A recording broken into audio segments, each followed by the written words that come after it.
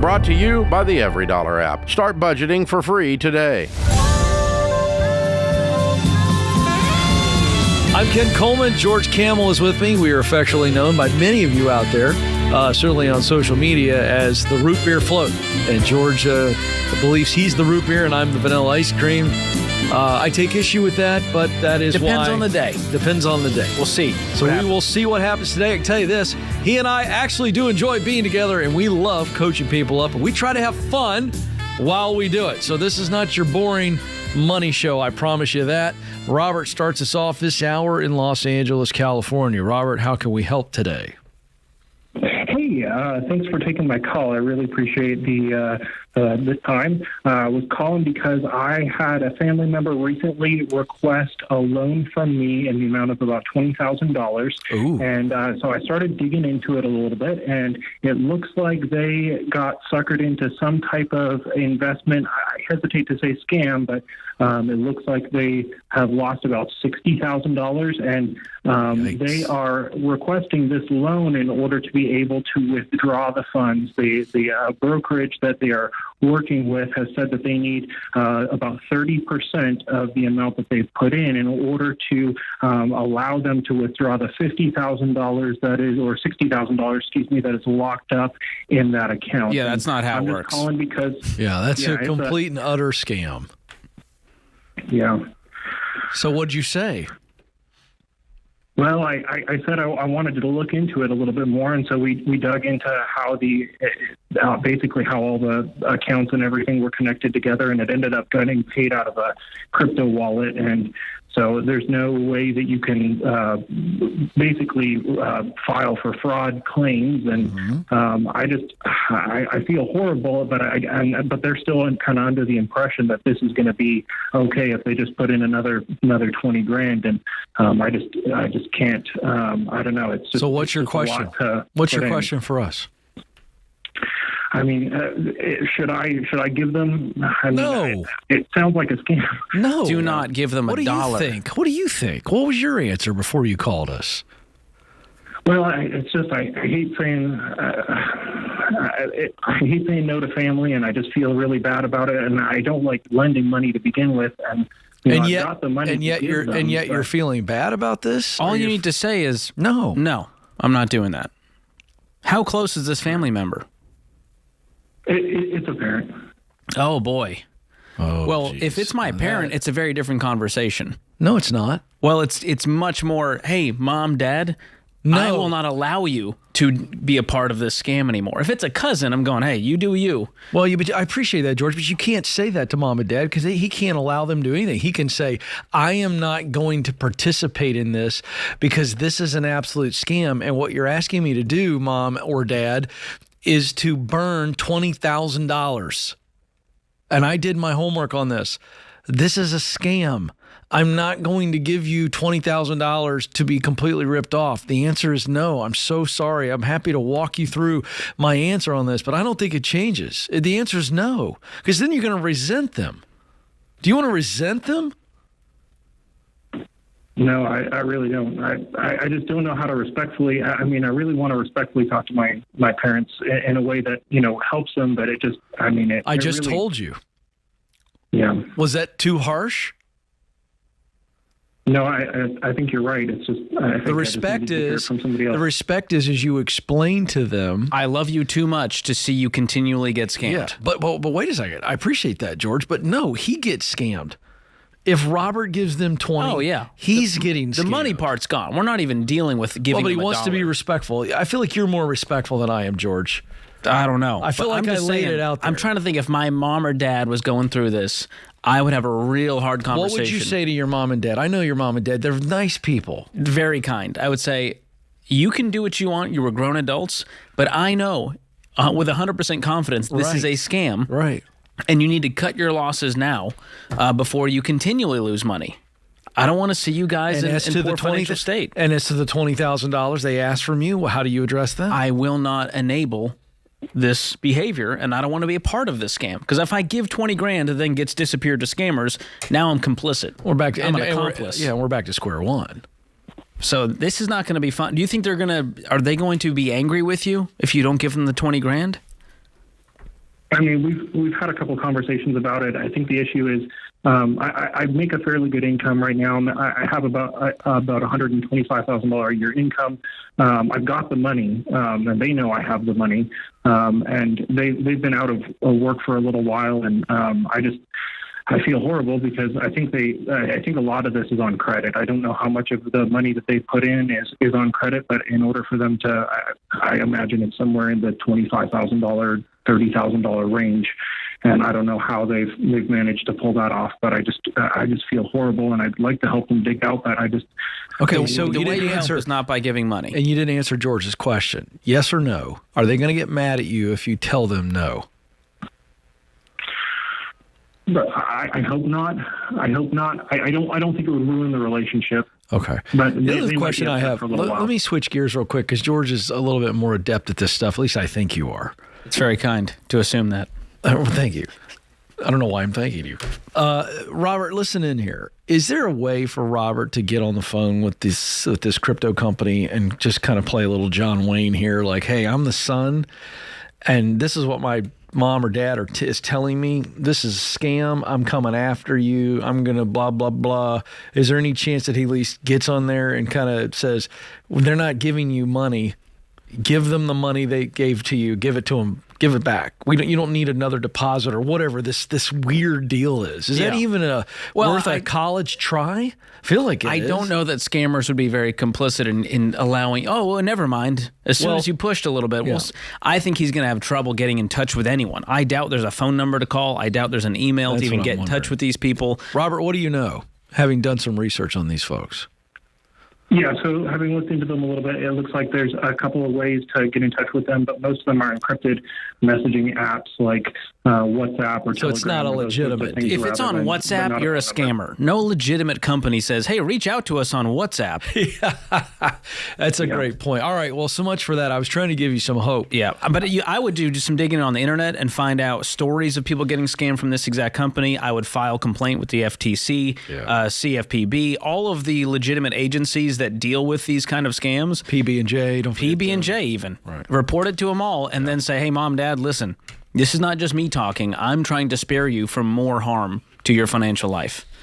And if it hurts the relationship, the old famous quote, choose guilt over resentment. I'd rather you be guilty that you didn't give than be resentful because you gave and you saw them continually burn holes in their bank accounts.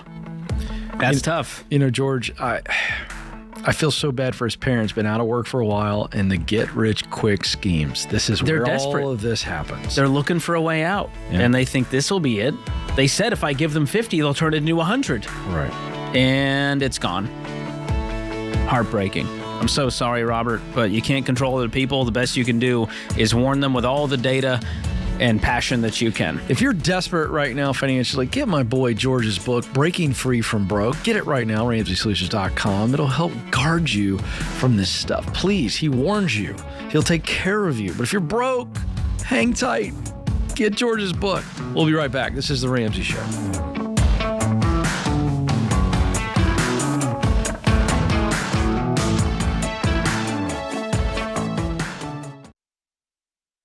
Hey guys, it's Rachel Cruz here to tell you about a faith-based alternative to health insurance that can make healthcare more affordable. Christian Healthcare Ministries. CHM allows members to share each other's healthcare costs, and it's as easy as 1, 2, 3. Step 1, choose the healthcare provider you want. Step 2, submit your eligible bills. And Step 3, get reimbursed. CHM members take care of your eligible medical bills. With no networks and the freedom to choose your healthcare provider, CHM is the best option for Christians who want to take care of their families and help other believers. Find out more at chministries.org/budget. 9, 8, 7, 6, 5, 4, 3.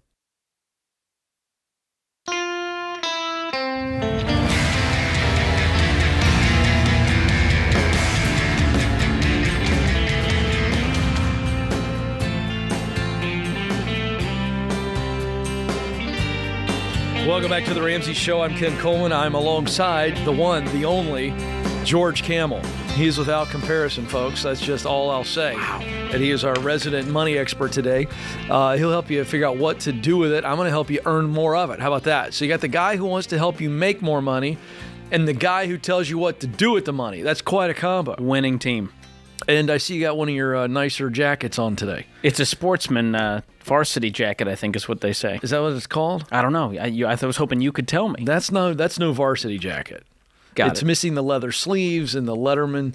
Do you even know what it means to letter in a sport? I never made the team, Ken. I think that's pretty obvious. I know. No one is shocked by that at all. But we still love you, George. Thank you. And you are our coach today. So where's the whistle? Let's Coach get Kamel. you a whistle and a hat. I think whistles are obtrusive. Yeah, they might be. Jim is up next in Little Rock, Arkansas. Jim, how can we help today? Hi, how you doing? Yeah, I'm calling because our church is expanding. We're adding on to the building, taking out a loan. Our church collects decent offerings every week and month, but they want some guarantors to co-sign for the loan. So, how big is the loan? The loan is going to be about $3 million. And the what church kind of offerings are? Yeah, tell me about those church offerings. The church offerings are about $15,000 every week. The loan amount would be like $17,000 a month. But so they want you to take personal risk. Yeah. For a $3 million loan. A few of the members. They're asking a few. Are you on the leadership team? Yes, I am. Well, how do you feel about this? I'm not at peace about it. That's why I called, to be honest with you. We have some people that have done it. Yeah, I wouldn't do it. I wouldn't do it. I guess I'm just kind of shocked that they would ask that. I agree. That's a very uncomfortable position to put you in. The church should never have to ask individuals to be guarantors on that. If the church can't service that loan, I don't know what they're thinking. So, yeah, the reason they need the guarantor is because the lender doesn't believe the church has the finances to pay the loan. That should be red flag number one. Yeah. Waving in the wind. And number two, if I'm part of this church board, I'm going to say, what would it take to cash flow this through, a giving through the church? Who's driving this? Yeah. Who's driving this expansion idea? Is it the pastor? It's a combination, pastors and leaders. Yeah, but I mean, come on. Who's the real cheerleader? You know the answer. Who is it? The pastor. Yeah, that's what I thought. Yeah, he needs to cool his jets. The answer is no. I wouldn't touch it with a 10-foot pole. And by the way, you felt that way before you called us. Yeah, I'm just calling for some confirmation, just to make sure. Your gut's right. This is listen, I come from the church world. I was raised in the church. My dad was a church planner. My dad didn't do what this pastor's doing, but I've seen it. Growth is exciting. Hey, we want to do this. We want to grow. And I believe the pastor's heart's in the right place, but he's got building fever. And it's an easy thing to happen. And it's just like anything else. He, as a pastor, is not immune from the idea of being tempted, to buy a bigger house, George, or to buy some land and build the dream home well before you're ready to do so. Yeah. He's not immune from that. And that's what this is. He shouldn't be putting pressure as a leader on people in the church to personally guarantee what the church needs to handle on their own. So that's for that reason, George. We're out. So there you go. Let's go to Morgan in Cleveland, Ohio. Morgan, how can we help? Hey, how's it going, guys? Good. How are you? I'm great. Thank you so much for taking my call. I recently experienced a pretty big increase in my income. I am a student, and I've moved from an hourly wage to kind of a higher salary. And I'm a bit overwhelmed about what to do with it and how to manage it responsibly. I was wondering if you have any advice for a student on, do I buy a house or invest, or I have no idea what to do. Wow, congrats. So what were you making and what do you make now?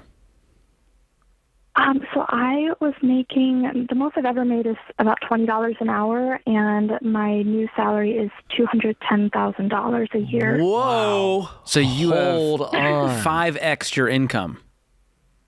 You went from like 40 grand to 210. Tell us really quickly, in 20 seconds, what happened? I'm a law student, and I just got really I got decent grades and I landed a job. Nice. Good for you. So you've already taken the firm job. You got the big job.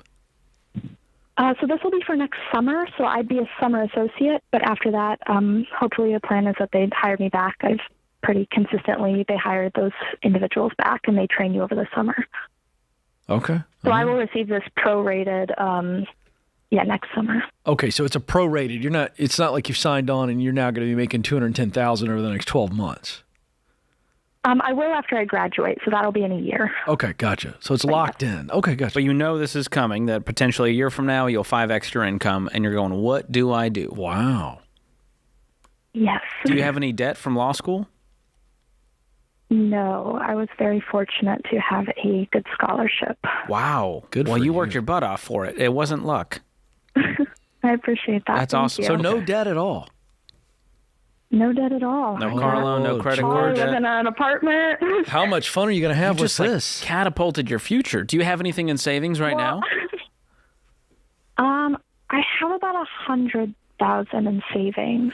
Who are you? Is this a prank call, Morgan? Be Yes. honest. Morgan, are you a real person? I am actually. I wanted to thank you guys because my parents actually. I'm sure they would be shocked that I'm calling the show right now, but they listened to Dave Ramsey growing up, and the whole show they went to his event. They wanted to thank him and get the opportunity. Wow. So I will Well, thank this him works. for them. But Way to The go. best thank you is raised me following well. the plan and living it out and changing your My family tree. And your parents have done that. You're doing that. Wow. $100,000 saved, no Absolutely. debt. They paid off their house, so they want to thank you as well. That was from Wow. them. Look at that. Incredible family. Okay, so if I'm in your shoes, my next goal would likely be to purchase a home once I have that stable, big income. So what does your living situation look like right now? Right now, I'm in an apartment. I pay about $1,000 a month. I'm right next to my law school, walkable, and that's about it. Is the firm in the same area where you're going to school now? It's not. I will have to move. I have a place rented out for the summer already that I've paid for next summer. But that's about $1,000 as well, $1,000 a month. George, what I was going to suggest here, and I'll stay out of the way here, let you keep going, but I wonder if she doesn't rent for at least 6 months, maybe 12 months. Once she lands in this new metropolitan area or wherever she's going to be. Even if you want to rent for 2 years and continue stacking up cash. Depending on how big a home she's going to get. Yeah, I don't know what your area is like, but I mean, how cool of a goal would it be to say, I'm going to keep living how I've been living, and this extra, $150,000, I'm going to just sock away into savings, and after 2 years, I'm going to have a few extra $100,000. Well, I think that's what I'm wondering is I know nothing about houses. I've never looked to buy a house. I don't know if that's a terrible idea or I should be investing and just keep living kind of frugally or... The good news is you can do both. So in the baby steps, you would be at baby steps 4, you could call it 3B, where you're saving up for the home down payment. And many people choose to invest that 15% into retirement from their income. And so you can do that now, depending on what retirement options you have through your employer. You could always open a Roth IRA and fully fund that through your income. And then as you make more, that 15% chunk gets larger. 15% of $200,000 is way more than 40. And so as you do that, you're going to continue to build wealth. Any money beyond that, let's stack away in a high yield savings account and maybe get a house in the next 2 years. And maybe you could even pay cash. Yeah, that's an overwhelming thought, but... And here's the deal. You don't have to do this. this alone. If you jump on to RamseySolutions.com, click on Trusted Services, and you can get connected with a real estate agent that is Ramsey trusted that will help you walk through this home ownership journey. And I think that's the next step for a young gal who's crushing it. And beyond that, enjoy some of it. Give some of it. Yeah. And I just want to say, Morgan, I know you're doing such a great job out on your own, but your mom and dad have taught you right. They've done it the right way. Call mom and dad. You're not alone on this deal. They're going to walk you through them. They're solid people. And so you've got the best bench that you could possibly want helping coach you as you enter into life. Thanks for the call, Morgan. You're a superstar. This is The Ramsey Show.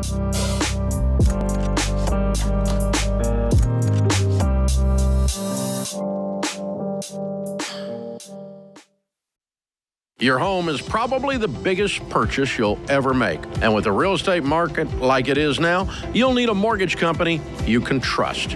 That's Churchill Mortgage. You guys, buying a home is not a button push. It's a process. It takes building a relationship with an expert who will dig into the details and give you peace of mind without busting your budget. Churchill is one of the highest rated lenders in the country, and they're Ramsey trusted because they do what's right for you. Go to churchillmortgage.com to get started.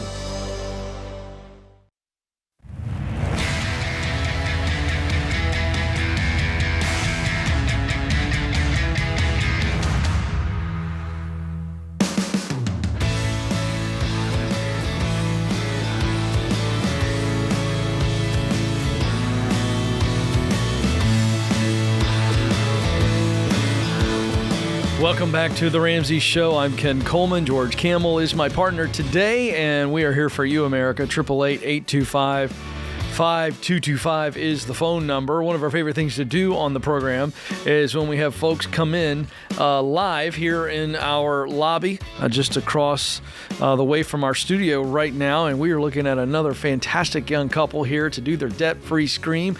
Garrett and Tisha, welcome. Hello. Thanks for having us. All right, so you guys ready to go for the debt-free scream? You're all fired up. What's your nervous level on a scale of 1 to 10? 1 being no nerves, 10 being freaked out. Like a 1, maybe. Wow, you don't hear that very often. They do seem calm. Notice that Tisha's the one that said that. Garrett was unable to answer. He's so uptight. Choked up. He's I'm good. a 3. A 3. Okay, good. Well, this is exciting. Where are you guys from? West Fargo, North Dakota. West Fargo. Okay, very nice. All right, so how much debt? Give us the data. How much debt did you pay off and how long? The last 5 years, we've paid off $200,000. Wow, $200,000 in 5 years. Yeah. And what was the range of income in that time? Between 90 and 130. Oh, cool. What'd you do to bump it up to 130? Just Life. raises and Yeah. What do you guys Just do? life. just life. Yeah, it just happened. It was exciting. So what do you guys do? I'm a social worker. Okay. I work with people with disabilities. Okay, great. Fantastic. Love that. Both working with people all the time.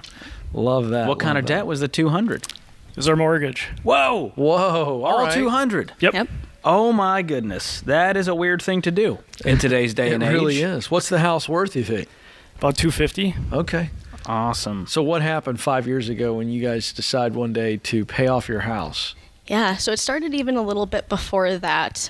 We started our debt-free journey in February of 2017, and we just started attacking our consumer debt, and in 2019 paid off $75,000 of consumer debt, and we're actually on the show in September of 2019 to do our debt-free scream just for our consumer debt. So this Oh. is your second. This is our second one. This explains the nerve situation. We've Don't done call it it a before. comeback. Because you guys have done this before. This is old hat. Yeah. Oh, well, that This makes is a lot of rare, sense. the old twofer. So tell us the difference you feel from paying off consumer debt to now paying off the mortgage. How would you explain both of those experiences? It's a lot more relaxed. Yeah. Yeah, we were gazelle intense, for those first few years and extra jobs and all of that. And now the last 5, it's been a lot more relaxed, able to enjoy life a little bit more. Wow. I mean, you guys were still hustling here. Just based on napkin math, we're talking like $60,000 a year going toward the mortgage. How'd you do that? A little less than that, but yeah, just every penny, every dollar that we had extra always went to the mortgage. And Wow. Yep. yeah. This is okay. Now, this is interesting because you just shared with the audience that this is your second time around. You paid off all the other debt, and I'm guessing that was fairly intense as well. That was. Okay. That's when it was really gazelle intense. Like we weren't doing anything fun, anything extra.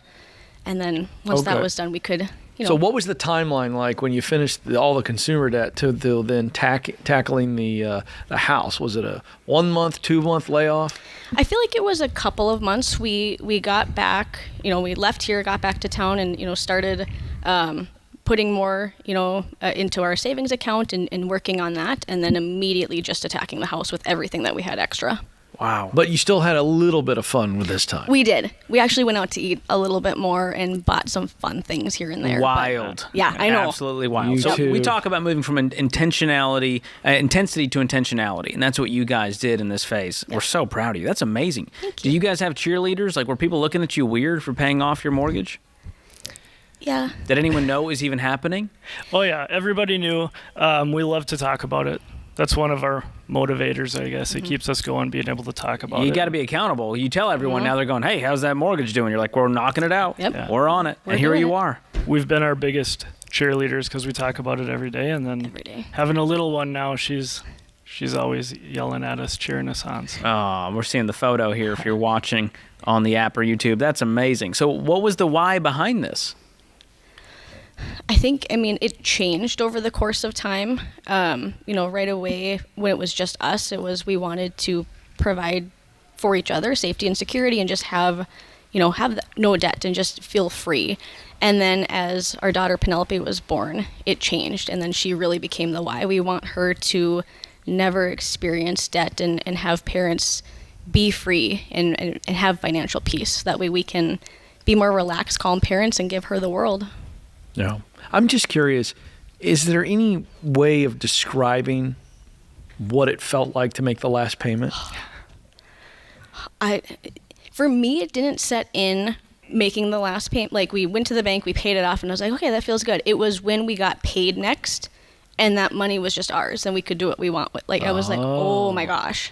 I love that. That's when it gets real. Yeah, we don't It just owe sits in the anybody bank account instead of Yeah. going back out to lenders. Yep. What's like the first big thing you did or you're going to do? This? was, yeah. Yeah. Little trip to Nashville. Yep. Yeah. But you guys are super young. You got what, 30 more years of a working career? Yep. What are you going to do now? You got no payments in the world. Well, the next step is save to be a millionaire. So There we go. It's coming You up. guys are on the path. I'm guessing you've been investing along the way. Yep. You've got a paid-for $250,000 house, so you're probably at least halfway there. What's your net worth, you think?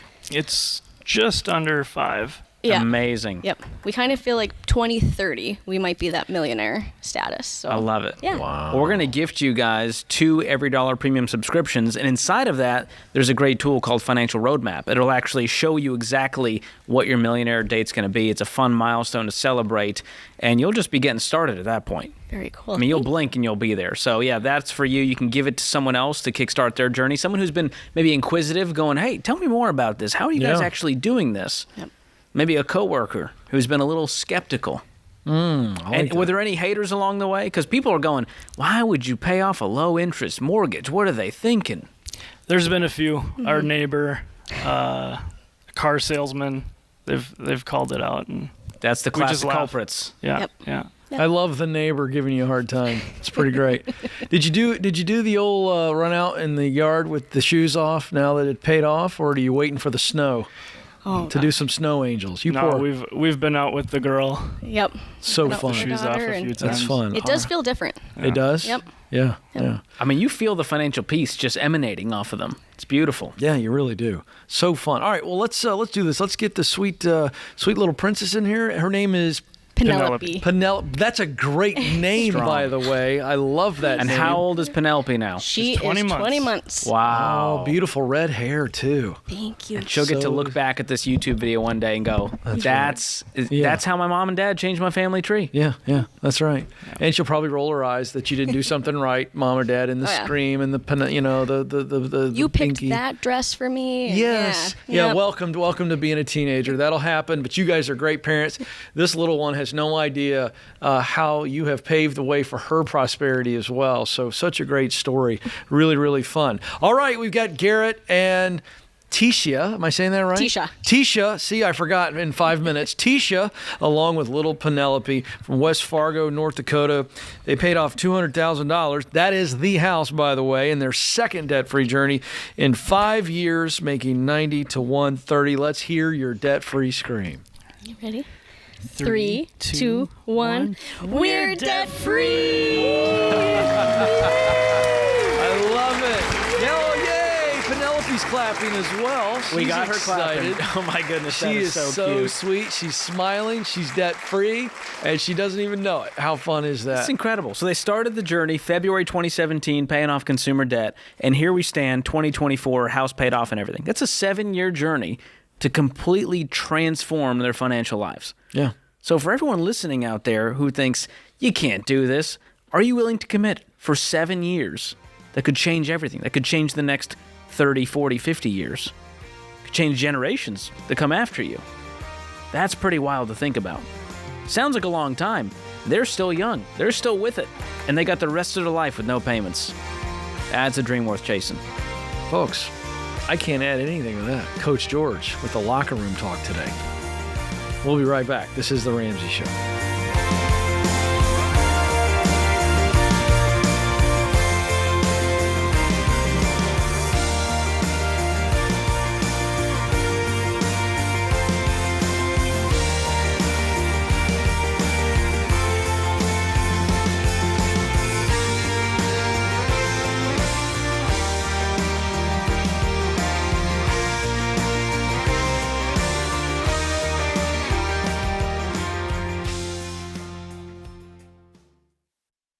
You've been gazelle intense, you've eaten more beans and rice than you knew existed, and now you're ready to make your biggest investment better. Blinds.com is a great way to dress up a room or your entire home. Whether you're comfortable with do-it-yourself projects or you don't even know what a Phillips head screwdriver is, well, trust Blinds.com to take care of you like Ramsey would. You can do the measuring and installation yourself, or you can let Blinds.com's professionals handle everything for you. Blinds.com offers a completely hassle-free experience. Count on them to deliver stylish window treatments from premium brands without the premium markup. You'll never have to deal with pushy salespeople in your home just to get a quote. But you can count on free shipping, free samples, and a 100% satisfaction guarantee so that you can rest easy. That's why we've recommended Blinds.com for over 10 years. Get 40% off site-wide for a limited time at Blinds.com. That's Blinds.com. Rules and restrictions may apply.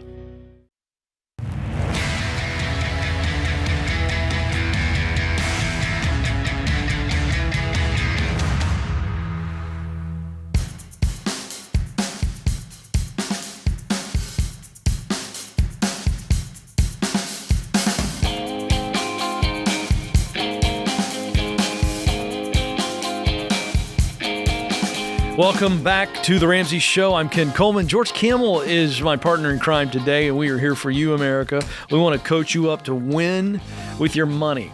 That's a budget, that's saving, that's investing.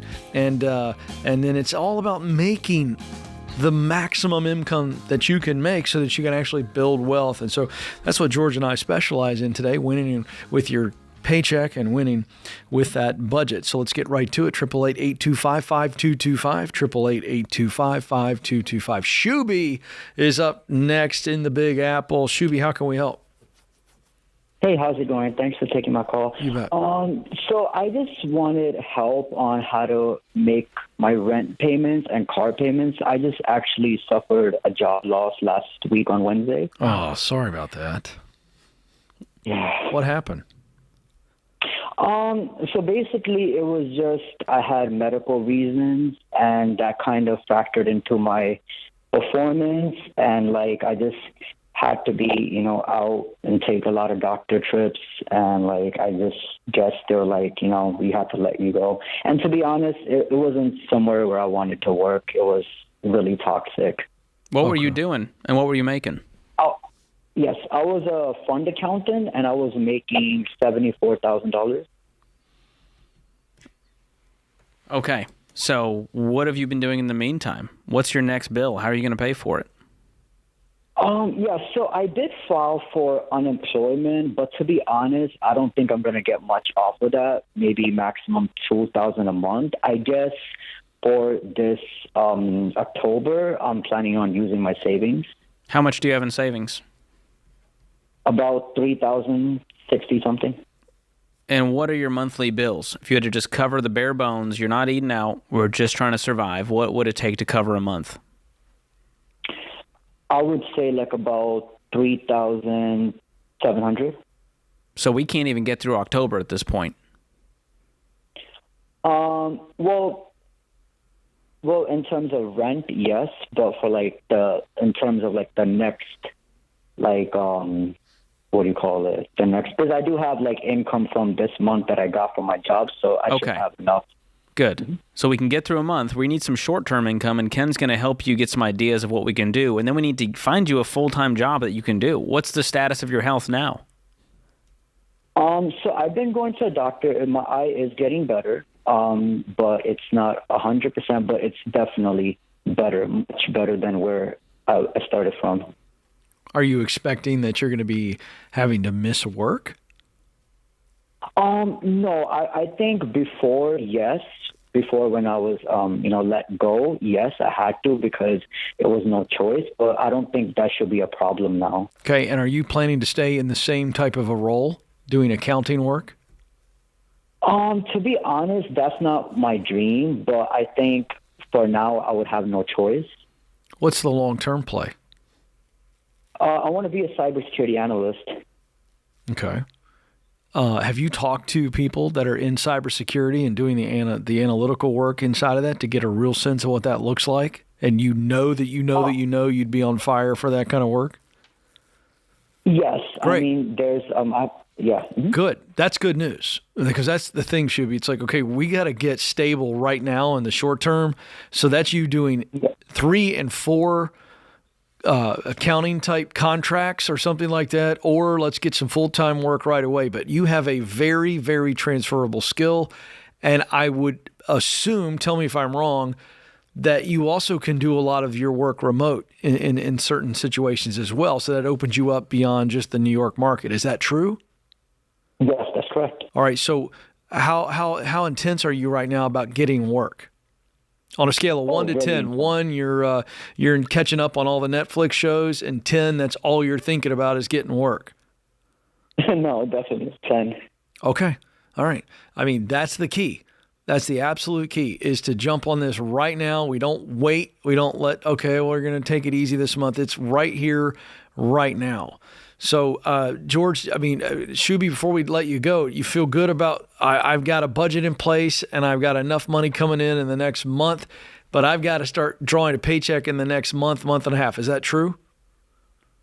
Yes. And I guess my car is just another thing. Well, I'm just paying a lot for the car and I want to get rid of it. But then do you need a car? Are you in New York City proper where you can use public transportation?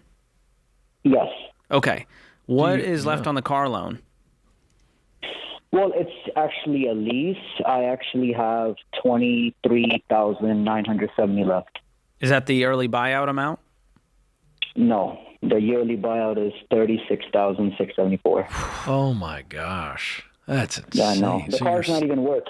Yeah. Well, yeah, that's the problem with leases. I mean, you're prepaying the depreciation, and then you still got to give back the car. Yeah. So we need to get you out of this, and that might mean we need to come up with some cash. We might need to get, kind of a loan from a credit union to cover the difference to get out of this, and then you need to sell it and get. I don't think you need a car right now. So I think the good news is you can just get rid of it and not have to turn around and buy something else. Yeah, and I was also thinking like maybe the car, like it could be useful for like doing like DoorDash or something. That's what I was thinking too. Dude, but no, you're an accountant. Why would you trade your time for driving DoorDash when you can trade your time for getting paid at a premium for a really needed service? Why would you do that? You're going to get paid way more offering your accounting services than you are dropping off somebody's tacos. Not to mention that lease has very strict parameters. I mean, you look at what you can do with mileage and wear and tear. I mean, I don't think you're going to be able to pull that off. Yeah, you want to get rid of this car, and putting more wear and tear on it doesn't make sense. Yeah. Okay. Come on, Shuby. So you got a few options here. The first is an early lease termination. That involves a whole bunch of fees. The second option is a lease transfer, where you convince some other goober to take over your lease. That's going to be tough. And the third one is what I mentioned, is the lease buyout, where you pay the difference between the lease payoff amount and the current value of the car, which you said you're underwater on. Whew. Yeah, like they're offering like $36,674 the buyout, but like when I'm going on like Carvana or CarMax, the car is only worth $29,000. Well, yeah, they're not going to give you much for it. You got to go a private party to get higher value for the car. So I'd see if you can do that. What would the difference be, and can you come up with that difference? Yeah, I'm gonna have to take that route then. That's some extra homework for you. Well, hang on the line, Shuby. I want to send you a great resource from my friend Ken. It's called Find the Work You're Wired to Do. And with that comes a Get Clear Career Assessment.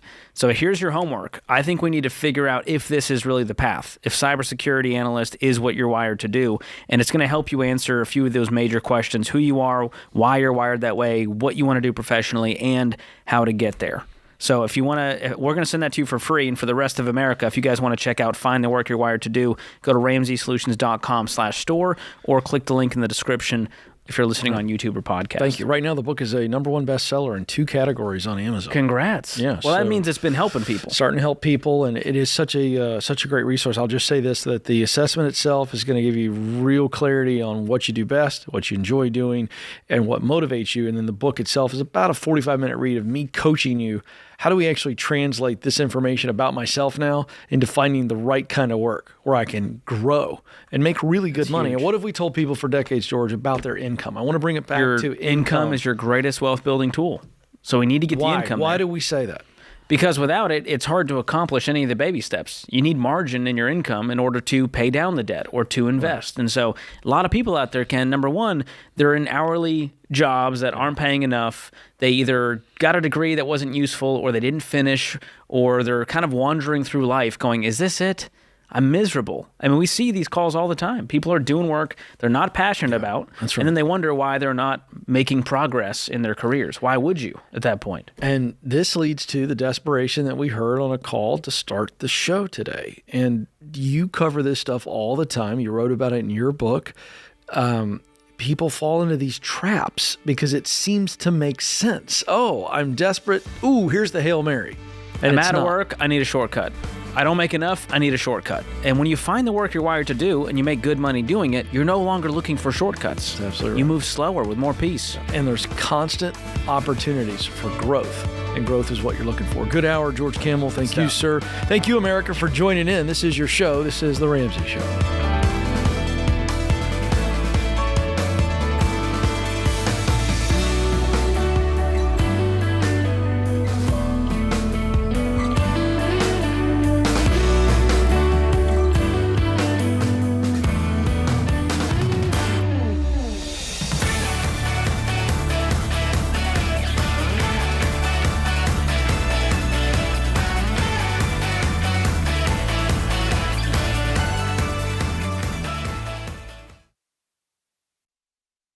Before we get to the next caller, I got some good news for you. Even when this portion of today's show runs out of time, there's still plenty more for you to tune into.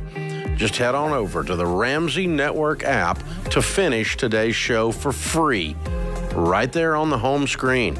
And if you don't have the app, just search Ramsey Network in the App Store, Google Play Store, or click the link in the show notes for an easy download. You never know what call's coming up next. So finish today's episode in the Ramsey Network app today.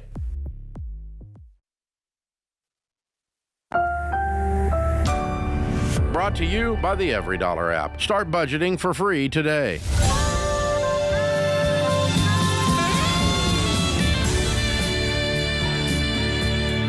Welcome to the Ramsey Show, where we help you win in your life. We help you win with your money. We help you win in your work, and we help you win in your relationships.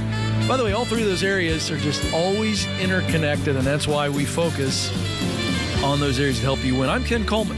George Kamel is alongside, and he's looking snappy today in his new coat from Gap Kids. And Thank you. Great. It fits really well. You got On the sale. extra large? Yep. Yeah, good. I love that. 888-825-5225 is the phone number. 888-825-5225. We have fun because we truly do love each other. Don't worry, Merrick. I'll get him back later. Trust me. When he least suspects fine. it. He's going to get me back, and that's kind of the fun that we have here on this show. By the way, if you want to check out our Instagram accounts today, at George Kamel, Kamel, or at Ken Coleman, we collaborated on a post where the social media team had some fun, and that's all I'll say. Yeah. It's worth the 10 seconds of your time. That's all it is, 10 seconds. Abby's up. We're going to give her a lot more time than that. Abby in Buffalo, New York. Abby, how can we help today? Oh, thank you so much for taking my call. I am looking for some advice. The long story short is I fought a custody battle for 5 years. I got divorced. My daughter was 2. She's now 14. But she was about 9 when this started. And I lost the custody battle, unfortunately. The judge is actually in a civil lawsuit with 350 plus families for always siding with the man to give sole custody. Wow. So, yeah. Yes. Sounds like he's got an agenda.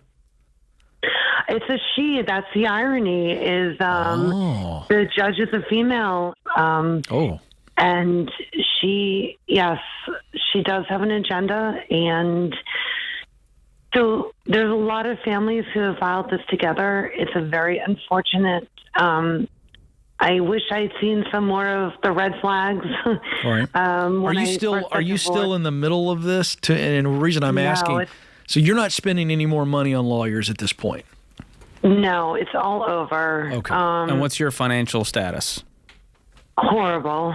Are you in debt? Horrible. Do you have any savings? I am in little debt. I have one credit card left that I need to pay off. I've paid off all of my attorney fees. Good. Which is at $450 an hour. That's all over. I have one small credit card, but I have no savings, essentially. How much? Give George a picture. Is it $100 or $1,000? I'm sorry? Is it $100 or $1,000? Give us a number. Oh, for the credit card? No, I for owe your savings. $4,000. Oh, I have about $200 in my checking account. Okay. And about $2,000 in my retirement because I also pulled from my retirement to pay legal fees. Yeah. Okay. Do you have any money in savings? No. $200. And the credit card is $4,000? Yes. And what are you doing for work? And what do you make? Well, that's part of the problem as well. When this started, the judge deemed that I cared more about my profession than my child, which anyone who knew me was not the case. I worked for Harvard University at the time and made about $135 a year. And I resigned from my position to show that I did, in fact, care for my child. With the You quit your job to convince the judge? Yes. That's essentially what she told me I had to do to prove that my daughter is more important than my position. Oh, what are you doing now? I represent a nonprofit. I am a director for them. We train service dogs and place service dogs for people who have hard of hearing. What are you making in this job? About half of what I used to, about $67,000 What were a year. you doing for Harvard? I was a director of development as well. I raised money for academic research. How long ago was this that you left? About 4 years ago. So you've been working for this nonprofit at half the income for 4 years? Yes. After resigning, someone asked me once if the financial stress of the custody battle or the emotional was worse, and I'd say the emotional, but financially it destroyed me. And honestly, I wasn't great at working for a while.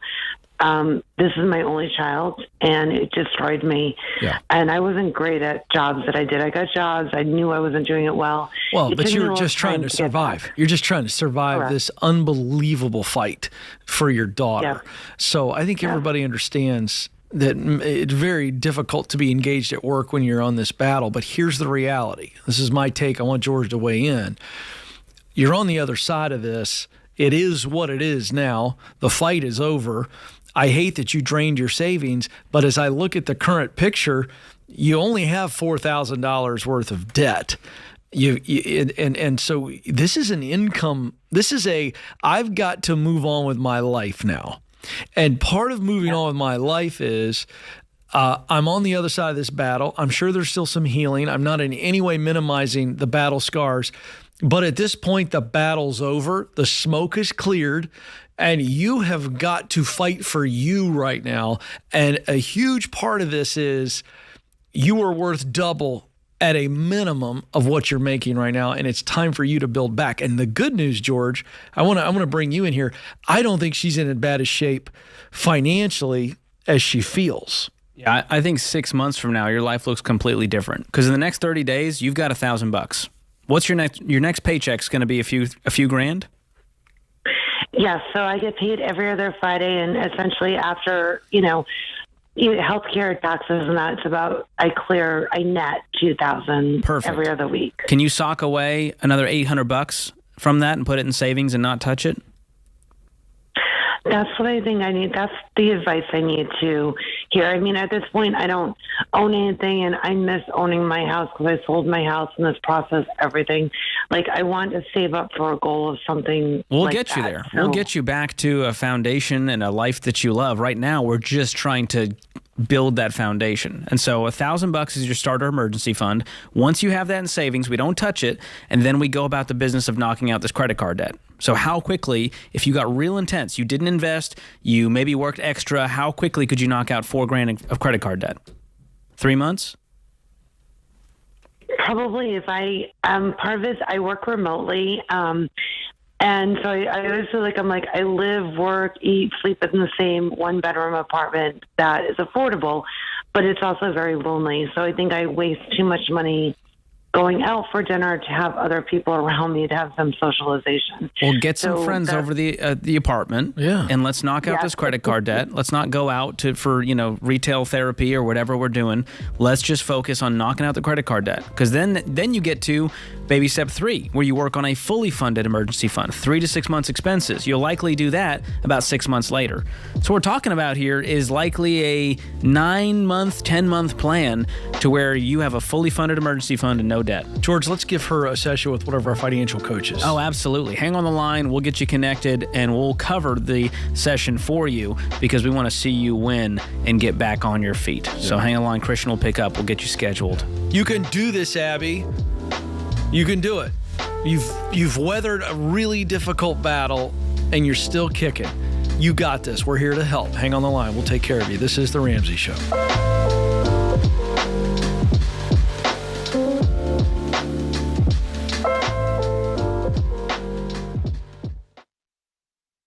So what does the future hold for business? Nobody really knows. If you ask 9 experts, you're going to get 10 answers. Are the robots going to replace us all, or will AI usher in a whole new world of work? But because there's no such thing as a crystal ball, more than 38,000 businesses have future-proofed themselves with NetSuite by Oracle, the #1 cloud enterprise resource planning system. NetSuite brings accounting, financial management, inventory, and HR into one fluid platform. With one unified business management suite, there's one source of truth, giving you the visibility and control you need to make quick decisions. Real-time insights and forecasting help you see into the future with actionable data. And when you're closing the books in days, not weeks, you're spending less time looking backward and more time focusing on what's next. Ramsey Solutions uses NetSuite, and you should too. Download the CFO's Guide to AI and Machine Learning at netsuite.com/Ramsey. The guide is free to you at netsuite.com/Ramsey. That's netsuite.com/Ramsey.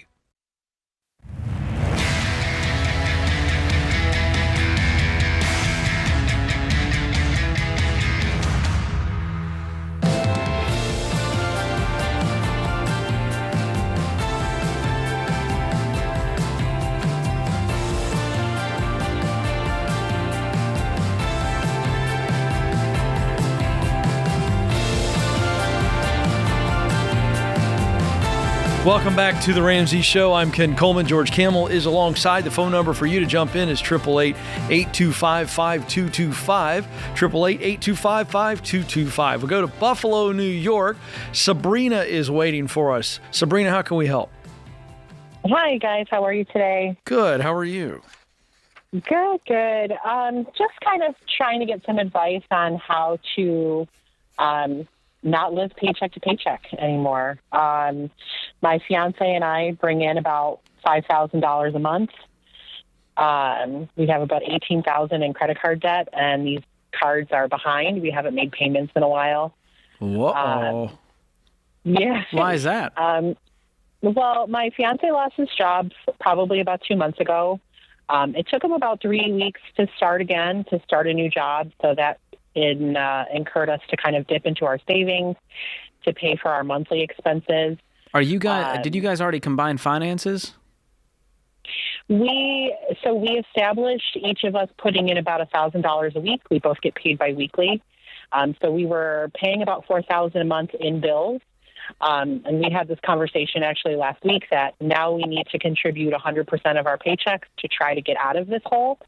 But it just doesn't seem reasonable with all of our expenses, and we're living extremely paycheck to paycheck. We have about $100 in savings.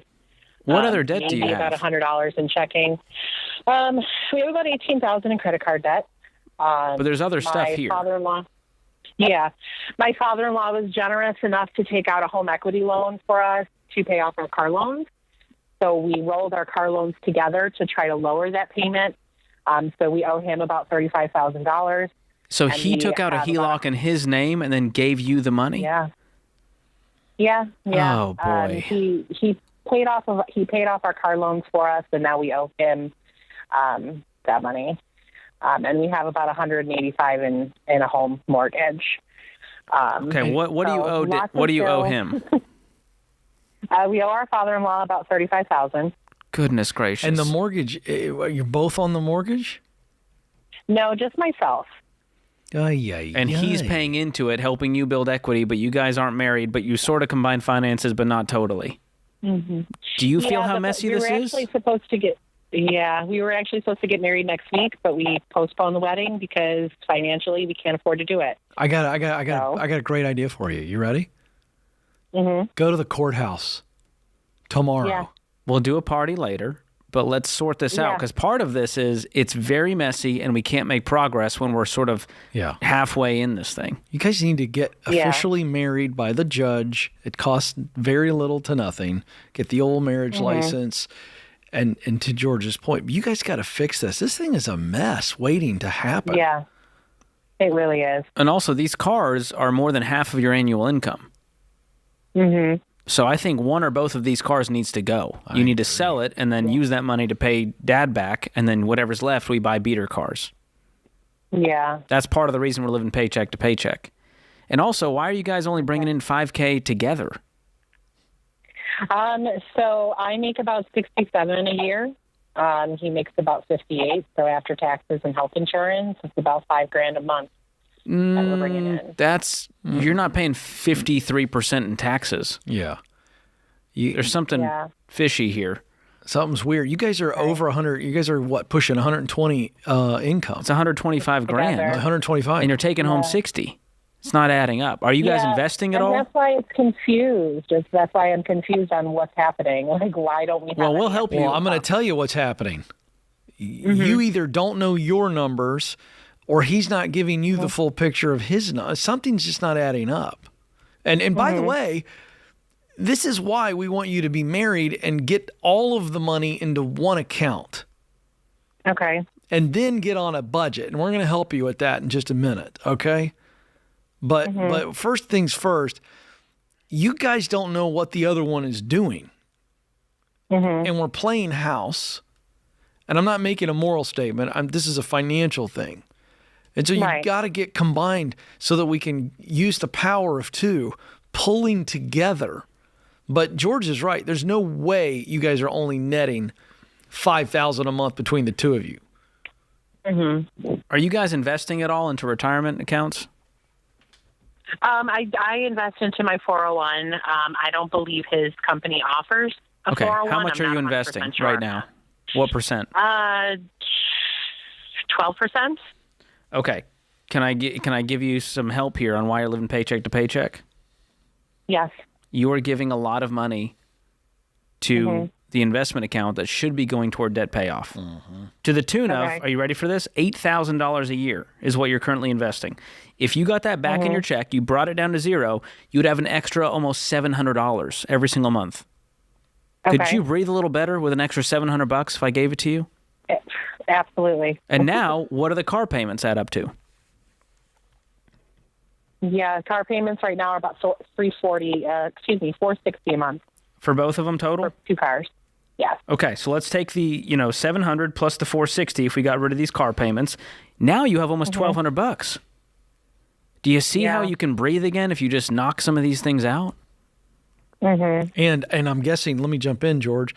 Sabrina, I'm guessing that we're not talking about combined incomes right now. You guys are only putting $1,000 of your income towards this joint account. So if we take his full take home and your full take home and combine them, we're even better off. Plus the 1,100 or 1,200 that George has found. Correct? Right. Yeah, you guys aren't. You guys shouldn't be. You need to put 100% in. Right, but guess what? We're not struggling. We sell a car or two.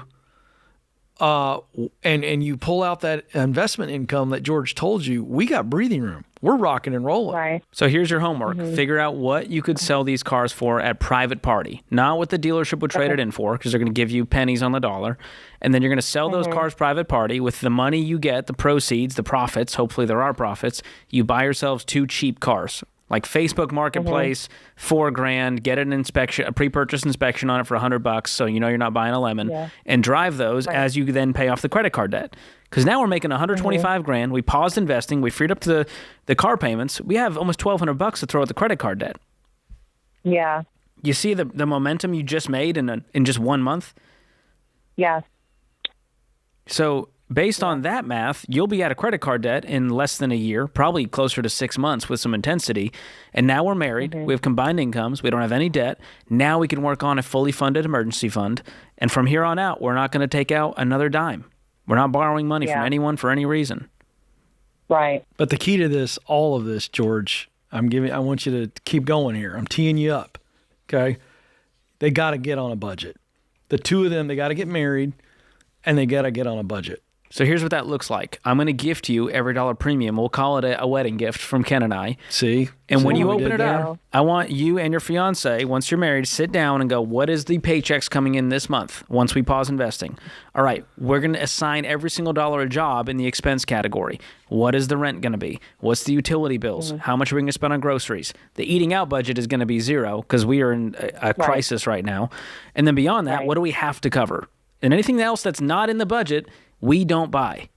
That's the hardest part, is the budget forces you to have some discipline in your life instead of just sort of willy-nilly floating through going, wow, we made $6,000. I don't know where it all went. Pretty crazy. Right. And you two, how old are you two? I'm 36. He's 39. Would you agree it's time we started being adults and went like, where do we want to be at 45, at 50? Absolutely. Yeah. Do we want to be the 50-year-olds? I feel pretty shameful that I don't have anything to really show for it. We don't want you to feel any shame. We want you to just be motivated. And real quick question, is the fiance, how's he going to react to us telling you guys to go to the courthouse tomorrow? How's he going to react to that? Oh, he's all for it. He thinks that I want the big wedding. Sabrina, no, listen, you can have an amazing celebration after you're debt-free and the shrimp are paid for. Huh? There we go. I love a good cash shrimp cocktail. There is no shame in financial freedom. So you're looking through the windshield now. That's what we're helping you look at. And so you got to, pick up the pieces, leave the baggage behind, and say, where are we going? 5 years from now, where do we want to be? I'll tell you where they're going. To the courthouse. Booyah. Huh? Gonna get that marriage certificate. Put a ring on it. Sabrina's fiance. This is exciting. Hang on the line. We're going to gift you every dollar. You guys are on your way. This is The Ramsey Show.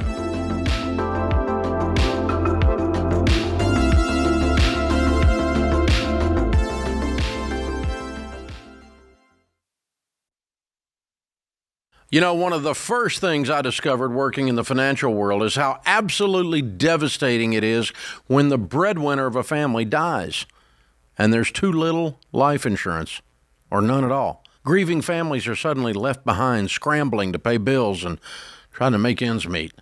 I also discovered that there are a lot of rip-offs in the life insurance world, like that whole life crap posing as an investment opportunity. What you need is level term life insurance, usually 10 to 12 times your income, which is the smartest, most affordable way to protect your family. The key is finding an independent broker who represents a ton of companies and works for you, not for the insurance company. This is exactly what my friend Jeff Zander and his team at Zander Insurance are all about. They shop the term life companies to find you the best options, and they've been around for over 95 years. So you know they'll be there when you need them. Zander is the real deal. And that's why they've handled all my personal insurance for over 25 years. I trust them, and you can too.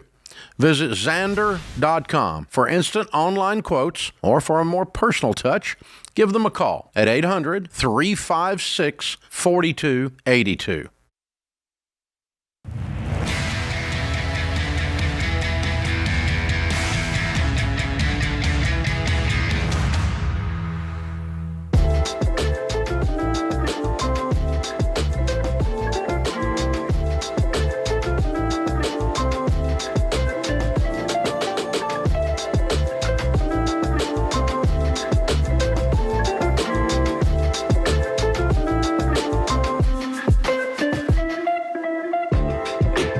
Welcome back to the Ramsey Show. Thrilled that you were with us. I'm Ken Coleman.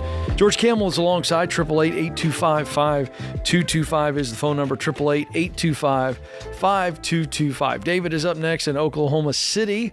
David, how can we help today? Well, it's good to talk to you, gentlemen. Thanks for taking my call. You bet. What's up? Got a question. I am 60 years old, and I am starting to put together the pieces, thinking about retiring, hopefully next year or two. That's how I'm framing it right now.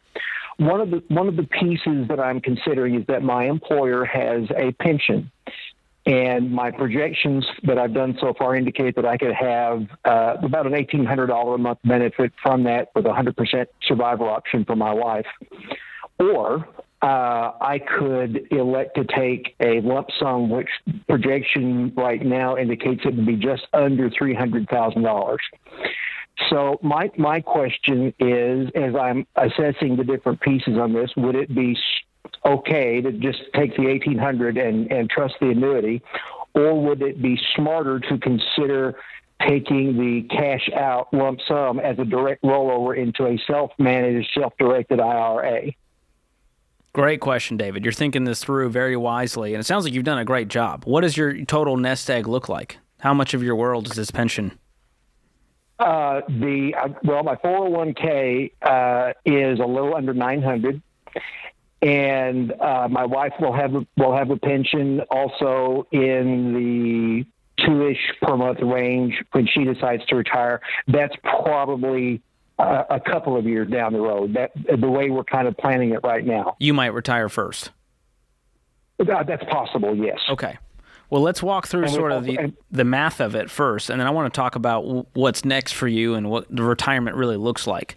So generally, we say you want to take the lump sum, and it's based on simple math. If you take the $300,000 into an IRA, it's going to grow at a greater rate than the pension, which is likely going to underperform probably around 6 or 7% on average, versus what we've seen in the market. If it's in the IRA, you could be making 9, 10, 11%. Right. And so the question is, the $1,800 a month, that's about $21,000 a year. Could you make that or more if you just invested it on your own with more control, and you can pass that down to your heirs? Because the pension dies with you, or worst case with your wife, right? With the 100% survivor benefit. That's correct. Versus creating generational wealth. Right. That's kind of the lump sum option, since it looked like that is a qualified plan that would allow me to do the direct rollover and avoid the tax penalty. So I could push all that over into a self-directed IRA. It seemed like that was the direction, but I wanted to make sure I was kind of thinking all the variables in the equation out as best I could. Let's have some fun with this. Let's put this. You said you're 60. Yes. Okay. Let's take the 300, George, on the lump sum.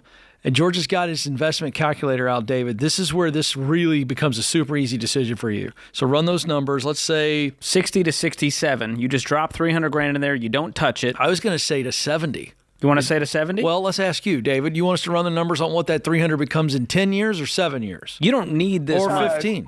Right? This is not money you need as soon as you start retirement. You're not going to start withdrawing from it.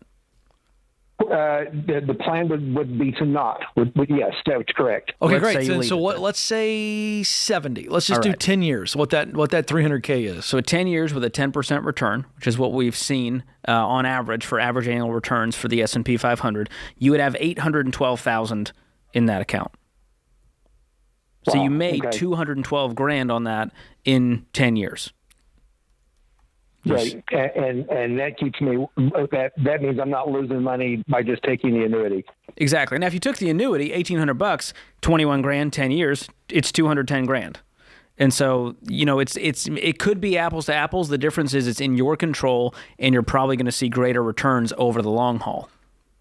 And I guess that's probably the other part of it is being able to control it and making sure it's not under, it's a money that a third party controls and sends to me, and something that one day, oh, sorry, the pension has just gone bust. And exactly. And people like annuities because it's guaranteed. And so if you're real spooked by the market, but as a guy who's been investing for a long time, you know that as long as you don't jump off the roller coaster when you get spooked, you're going to do better. I want to play this out a little bit more, David, because life expectancy. Let's jump that, George. Let's take that 300 and let's do it in 20 years. Let's see what it looks like at 80. At 80, your results, $2.2 million. And again, like the that's likelihood my favorite of you, sound right there. You David, probably don't need that money. I think David needs a cigarette. That's what he needs. He's sitting back. He lit one up right there, an imaginary heater right there. He's like $2.2 million. That's why I like that option, David. Yeah, I think that sounds like the smart. It seemed like that was the direction I was going, but I needed a confirming sense that was the right thing. It sure sounds like that's the right thing to do. Awesome. I'm with you. It's what I would do personally, That's David. what It's what Dave Ramsey would do. Yeah. And you've done a great job. Again, this is not a life or make it or break it, life or death thing here, because you have other money sitting around. You've done a great job, and your wife's got the pension. You likely have Social Security on top of all that as some gravy. I love that sound he made. Woo-hoo! He needed a moment there. That's why we do what we do. Thanks for running those numbers, George. I Math think that's is always fun when it works in your favor. And that's it's like we can tell you or we can show you, and George is always ready. You're like I that love my investment calculator. You're It's like my one of best those. friend. You're like the quickest calculator in the West. You're like one of those new Western movies where George is always ready to go with the numbers. That's right. It's not as cool as being a real cowboy, but I'll take what I can get. Yeah, you're an investment cowboy. I like that. Wow. That's what I'm going to call you. Changing my Twitter bio today. All right, Thanks, good. Greg is up next in Detroit, Michigan. Greg, how can we help? Hello. Hi, Greg. How are you? Good. How can we help? Oh, I'm 67. My wife's 64. We're retired. And we're living off Social Security, and I'm also drawing some money out of our IRA every month, mostly for fun and paying off debt. So at this point, we owe on our house, and that's about it. We owe $75,000. The house is worth about $300,000. My interest rate is 2.125%. So I've never been really keen on trying to get it paid off. You know what I'm saying? It doesn't seem like I would make more money leaving my money in savings. So what I want to do is my lease on my truck is coming due, and I want to either release one or buy this truck out. And my wife is not keen on me leasing. Why is that? Because it's, over $600 a month. Because you married a smart woman was the answer, and she can do math. Right. George. But what am I saving this money for? I saved it all this time, and now I kind of want to spend some. What are you making off Social Security? $4,200 a month between us. Okay, and then you're pulling out of the IRA for like fun money? Yeah, mostly. Yes. Okay, what's in the some home IRA? repairs, $900,000. Way to go. That's awesome. So why not just buy a cash car and pay off the house and just be done with all this? The spread is not, it's not going to be that much of a spread. You're saying, hey, I can make more if I invested. I'm going to hang on to the lease. Why not just fully enjoy this retirement completely debt-free? It lowers your monthly expenses, allows you to have more fun with less stress. So I would pay off my house from my savings as well? Yeah, how much do you have in savings? Are you talking about the 900? From the IRA. Yeah. Yeah. Yeah, so if you took 75 out of the IRA, what would be do you want to buy this truck when you're done with the lease? Yes, I don't mind buying it, yes. Okay, so just figure out the buyout amount, and if you really love it, it sounds like you guys can afford to do that and not decimate your nest egg that you've created along with Social Security.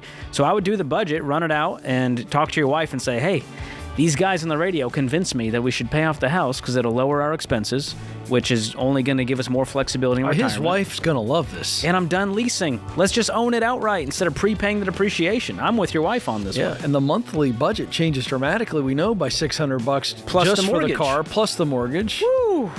We got some fun money now. Oh, my goodness. It's that simple, folks. That's why they call him the Camel. This is The Ramsey Show.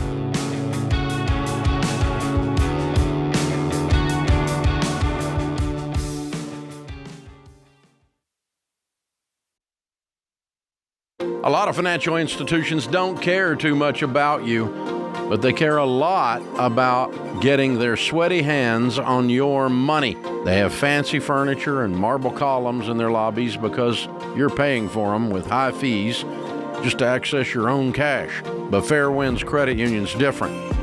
Guys, you know I prefer credit unions because of their membership focus, lower fees, and better experience overall. Fairwinds has been in business for over 75 years, and we're excited to endorse them because they share the Ramsey mission of helping people get out of debt and living generously. They won't try to force debt products and loans on you, and it's easy to join Fairwinds no matter where you live. They serve hundreds of thousands of members worldwide. Anything you could do at a bank branch, you can do on fairwinds.org. Plus, your deposits are federally insured by the NCUA up to $250,000. So talk to my friends at Fairwinds and check out the combined checking and savings account bundle they created just for Ramsey fans. Go to fairwinds.org/Ramsey to learn more.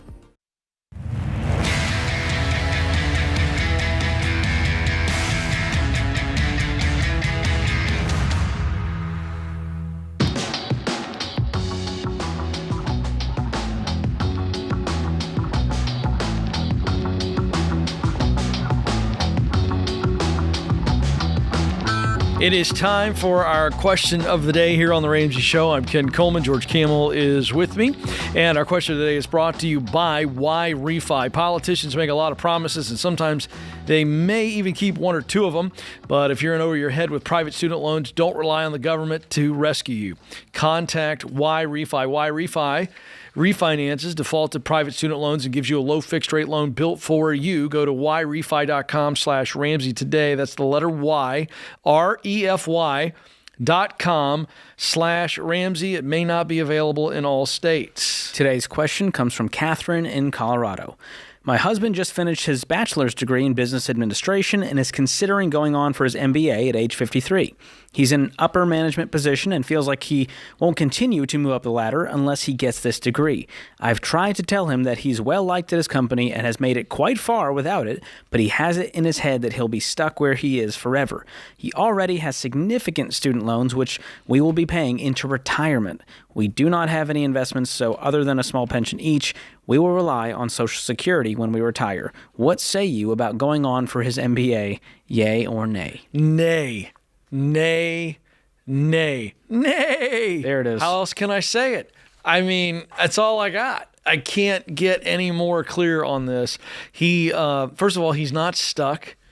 The MBA at this stage of his life at 53, it's not like it's going to open up opportunities for him based on I got this education, it gets me in. The MBA itself doesn't guarantee success.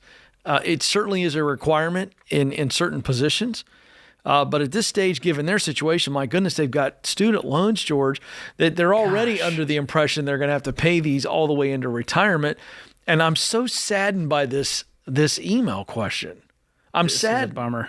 We're just going to, we're going to live off of Social Security. Small, tiny pension, Social Security, and we're going to go further into debt. Clearly, they don't have the money to pay for the MBA. If I'm in his shoes, if the company wants to pay for me to get an MBA because it's going to benefit the company, then go for it if they're paying for it. But do not pay for this yourself thinking it's going to move you up the ladder or that you're stuck. You're already in upper management. Yeah. So just excel in what you do and find other ways to learn and grow that don't involve going into debt. You can upskill without an MBA.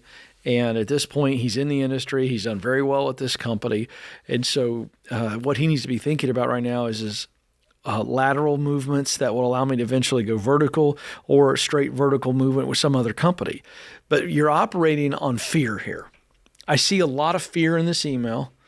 I see a lot of doubt in this email, and fear and doubt cloud us from making good decisions. You cannot make a good decision when you've got this fear that I'm stuck at 53. I'm stuck.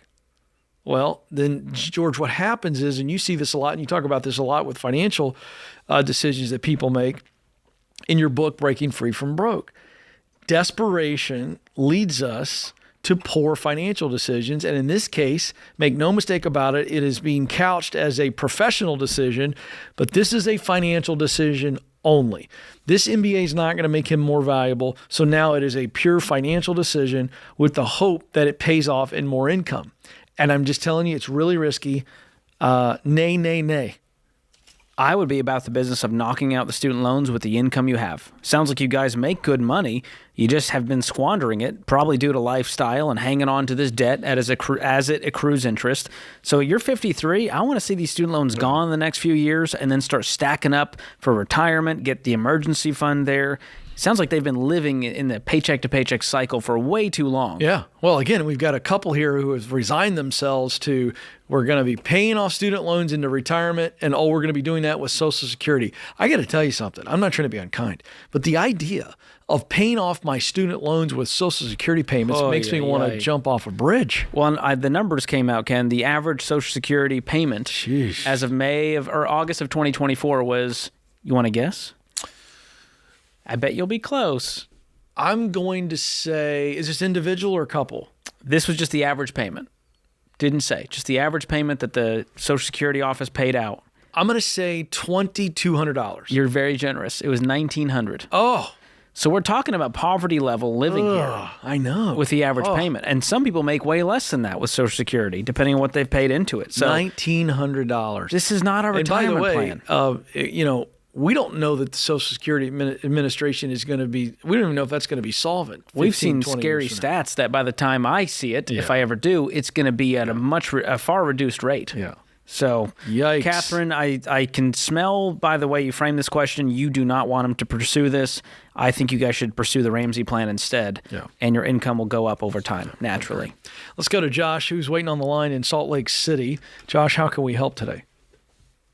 I just kind of got myself into a little bit of a pickle and trying to, entertain different ideas of how to get myself out here. Okay.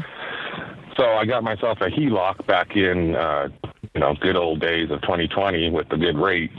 I got my house loan down to a 2.375 on a 20-year loan. We only have 16-year loan left. But my HELOC is now sitting at $100,000 at 9.5%. So what I've done with that was I actually quit my job and kind of started up my own thing, doing a service company. So I took some of that HELOC to help me get started with that business. And the business has been going for about 2 years now. We kind of, we're plateauing because of this interest rate. I'm paying, almost $900 a month in interest only on that HELOC. So what I've done is I've reached out last year to a capital with a credit kind of type of company. They got me about $50,000 in credit cards through the business. We did a balance transfer at 0%. You keep thinking debt is the next answer to get you out of debt. You understand that? I know. You're correct. Yeah, and I got to get out of this cycle before, So what is your next step? If you didn't call today, what were you about to do? Get another credit card and transfer more over, trying to keep that repetitiveness, unfortunately. I've tried to look around to see small business loans are even higher percentage than my HELOC. Josh, zoom out. Yeah. Have an out-of-body experience. Look down at Josh from above and tell him debt is not the next answer. Another credit card, a balance transfer, a HELOC is not going to solve Josh's problems. Mm-hmm. What you need is income. Yeah. Has it occurred to you that you need to make more money? Or spend less? Yeah. Well, we definitely need to spend less. But to get out of this, you've got to get some margin. So what's your total consumer debt? With the HELOC and the 2 credit cards, without the truck, We're sitting at 130. Without the truck. Why'd you say without the truck? Well, yeah, I mean, with the truck, we're paying $600 a month on the truck. No, what's the total debt? What is the truck loan left? About 30 left on the truck. So we got 160 sitting here. What's the household income? Correct. We're pushing about $100,000 right now for this year so far. Okay. So here's the deal. I'm going to move this HELOC into your baby step 6 debt, and I want you to aggressively attack the other 60 using the debt snowball method. Do you have any money in savings? I do have a cash value life insurance that has about $20,000 in it that's available. So if you surrendered that policy and got out of it, number one, because it's a trash product, what would you get out of it if you surrendered? I'd probably say, minus their fees and everything, probably about, it's sitting at about 26 right now, so about 18. Okay. And could that knock out some of those smaller debts you have? Some of the credit cards? Yes, I only have the 2 credit cards, and I got those credit cards to transfer the HELOC balance over because I think we're done using the only language. I only have 2 credit. I think we're done. There's no more need to justify. Well, I had 0 until I got those 2, so besides the HELOC. And here's the deal. You're going to run this business completely debt-free. And if you can no longer keep this business running to where it's profitable, we need to find you a better full-time gig. And the key is you're not going to file bankruptcy, no more balance transfers. You need to get your income up, your expenses down, and use the margin to knock out the debt. And get term life insurance in place before you cancel the crappy whole life policy. And call us back if you need help. And catch the rest of the show in the Ramsey Network app if you're listening on YouTube or if you're podcast. on radio, it's going to keep coming your way. For the rest of you, got to get it on the Ramsey app. Get it in the App Store or Google Play. This is The Ramsey Show.